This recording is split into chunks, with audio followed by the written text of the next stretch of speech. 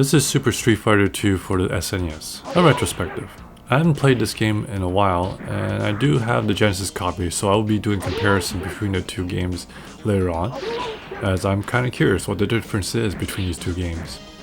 Firstly, let me talk about my experience with this game. Growing up, I had a friend that had this game and I would play it at his place here and there.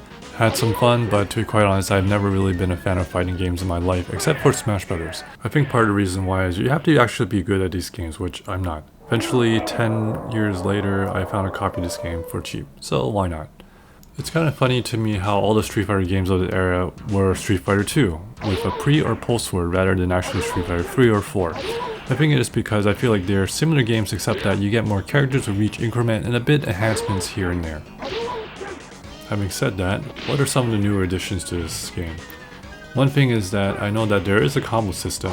I don't think I was able to pull off a combo off in my gameplay, so I can't really show that. Another thing is that, of course, they added new characters. I think there are around 6.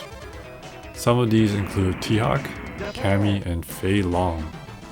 Graphically, the game looks similar to the previous version, but I think it's a bit better. I mean, Capcom had a couple years to enhance graphics, so they better do it. Also, I think the intro is pretty cool.